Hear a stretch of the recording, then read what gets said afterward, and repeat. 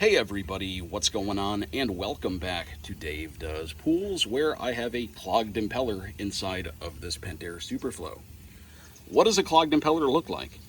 It kind of shows the same symptoms of a clogged up filter, except you won't really get any pressure at the PSI gauge. If the filter's clogged up, it'll be reading high pressure. If the impeller is gummed up, the wet end won't be filling up all the way, it won't be able to fully prime, and you won't get a lot of pressure at the filter. And a good way to check that is we're going to pull the lid off, and then I'm going to drain the water out of here just because it's, again, this is that green to clean I'm doing. This water's a little ugly. Move the plug out of the way. We don't have to remove both of them, just the one that's back inside there.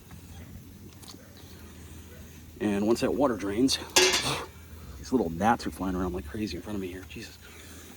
You're going to stick your hand inside of there. So let's get this one off too, just to make it drain quicker.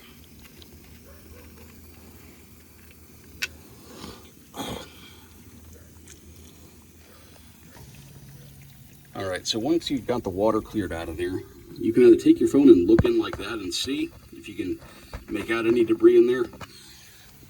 And then you'll stick your hand and feel for debris kind of trapped in between the diffuser and the front of the impeller. And oh yeah, there's a lot of shit in there. Sometimes if it's just a stick or something that snuck through the openings on the basket, you can wiggle it out of there. Some of it you can get out, you can see a little bit in there. But with this, I'm gonna have to take the motor mount off of the wet end here and clean that out from the inside. And unfortunately, when this was installed by somebody, they put it right up against the wall, which can't really blame them considering how this was all put together. But luckily, we've got enough room here I can just turn it enough to service it. So let's get it open. Oh yeah, that is clogged. Jeez. All right, now we're gonna take 1/4 inch drive and remove the diffuser. So now that we have the diffuser off, I don't want to take off the impeller. I really don't need to. I'm gonna get a pick in there and just, or even I can try to see if I can use my finger. And then I need a pick. Do I have my O-ring pick in here, or is it in my truck? Might have to go get out of my truck. I will try using some pliers. That way I don't have to go all the way across the yard to get my O-ring pick. Just gonna grab the stuff out of there. And start removing debris. Blast some water into here, clear it out.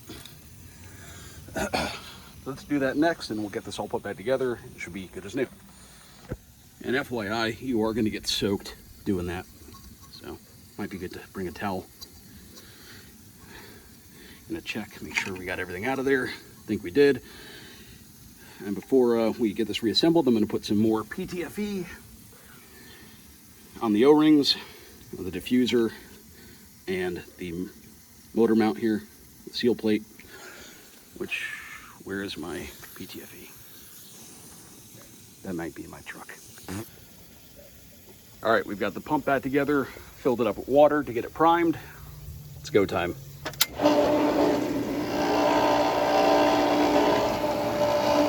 And this, I don't know where that came from, but that was in the pump basket before.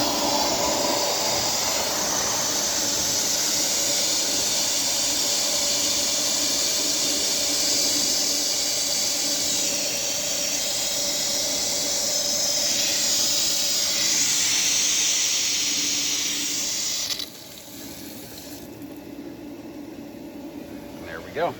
You see a bunch of leaves just came up into there.